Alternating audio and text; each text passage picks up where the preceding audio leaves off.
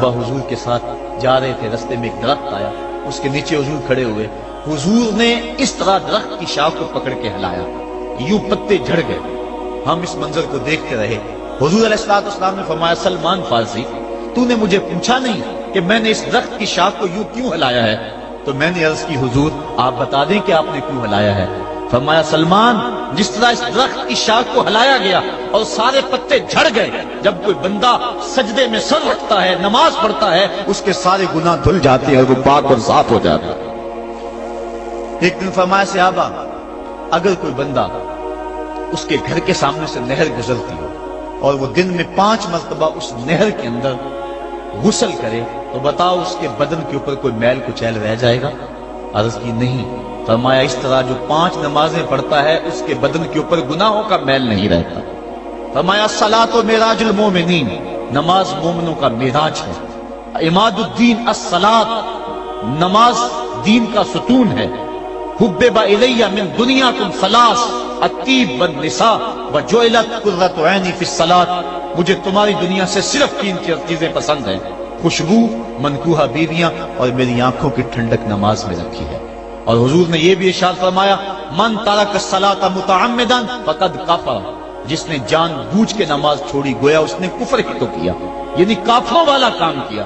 حضرت امام فخر الدین رازی نے تفسیر کبیر میں لکھا، حافظوا علی الصلوات والصلاۃ الوسطی، اس آیت کریمہ کے تحت ایک عورت مدینے کی گلیوں میں چیخ رہی ہے اور کہنے لگی، مجھے حضور کے در کا پتہ بتاؤ۔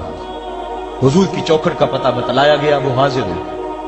آقا کریم صلی اللہ علیہ وسلم کی خدمت میں عرض کی، حضور میرا خامد سفر پہ گیا ہوا تھا اور میں نے اس کی عدم موجودگی کے اندر زنا کر لیا، حمل ٹھہر گیا، اور جو بچہ پیدا ہوا میں نے مارے شرم کے اس بچے کو سرکے کے مرتبان میں ڈال دیا، اور پھر اسی سرکے سے میں لوگوں کو فروخت کرتی رہی ہوں۔ اب جب کہ میرا ضمیر جاگا ہے، میں آپ کی خدمت میں حاضر ہوئی، مجھے بتایا جائے کہ میرے گناہ کا بھی کوئی کفارہ ہے۔ حضور نے ارشاد فرمایا، جو تو نے زنا کیا ہے اس کی سزا رجم ہے، کیونکہ تو شادی شدہ ہے، اور جو تو نے بچے کو قتل کیا ہے، قتل کی سزا قتل ہے، اور جو تو نے سرکہ بیچا ہے فقد ارتکبت کبیرہ، تو نے کبیرہ گناہ کیا ہے، اس کی سزا تو قیامت کے دن پائے گی۔ اس کے بعد حضور فرمایا، ان تینوں گناہوں کی یہ سزا ہے، لیکن جس طرح تو گھبرائی ہوئی آئی تھی، میں تو یہ سمجھا تھا شاید تیری نماز اثر قضا ہو گئی ہے۔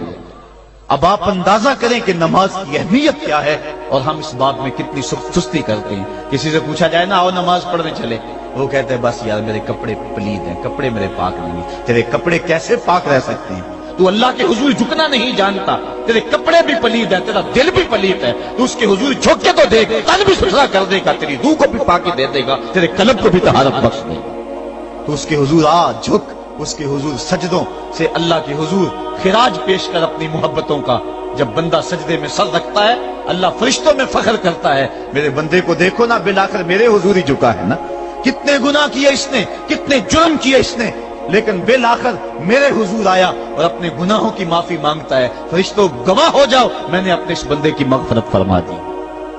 تو اللہ کے حضور نماز پڑھنے والا، بلکہ ایک روایت مسند امام احمد بن حنبل میں موجود ہے، حضور فرمایا، جب بندہ نماز کے ارادے کے لیے اٹھتا ہے اور وضو کرنے کے لیے جب پانی کا پہلا قطرہ چلو پہ لیتا ہے، جو ہی اس کے بدن سے وضو کا پانی چھوتا ہے، اللہ اس کے گناہوں کو معاف فرما دیتا ہے۔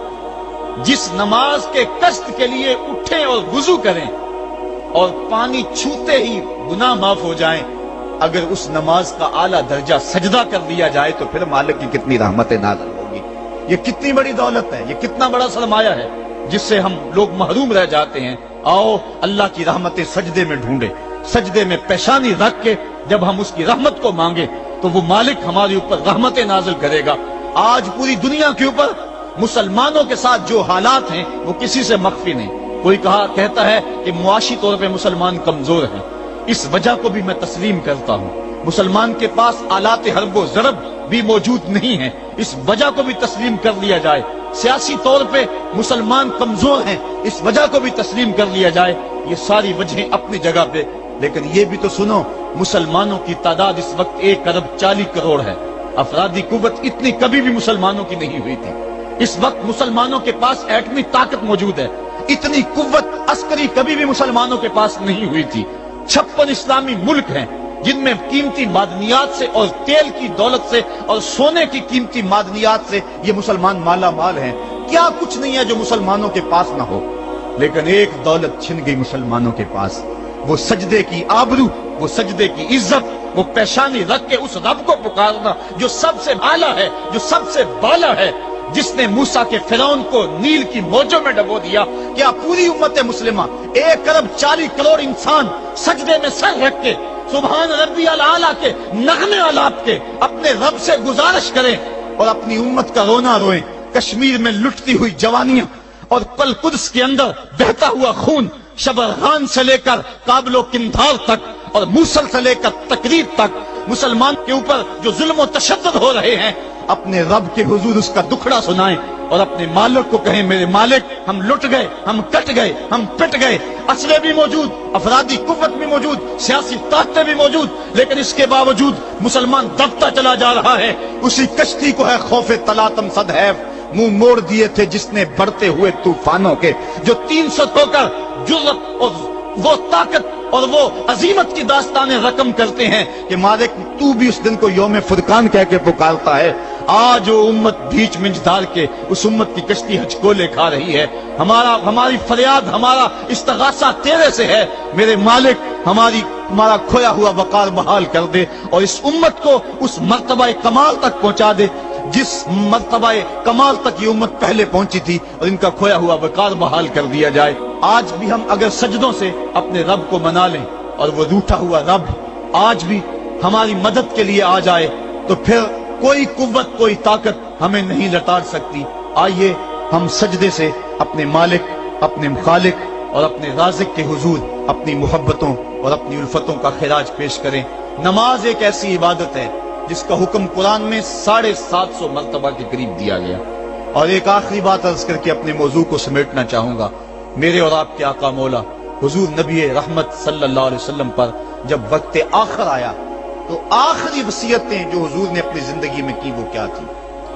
2 वसीयतें थी हुजूर की आखिरी, जब हुजूर अय्याम मर्ज में थे, और आखिरी वसीयतें उसके बाद हुजूर ने कोई कलाम नहीं किया, वो यही था, अस्सलात अस्सलात अस्सलात अस्सलात। लोगों में तुम्हें नमाज की ताकीद करता हूँ, मैं नमाज की ताकीद करता हूँ। और दूसरा फरमाया, जो तुम्हारी मिल्क में तुम्हारे गुलाम और तुम्हारी लौंडियां हैं उनके साथ उसने सलूक की ताकीद करता हूँ। ये आखिरी 2 बातें थी जो हुजूर ने इरशाद की। हुकूकुल्लाह के हवाले से नमाज और हुकूकुल इबाद के हवाले से हुजूर ने कमजोरों के हक उन तक पहुंचाने की ताकीद उम्मत को दी, और उसके बाद फिर हुजूर इंतकाल कर गए। आइए हम सजदों से अपने रब को राजी रखें। अल्लाह मुझे आपको तौफीक अमल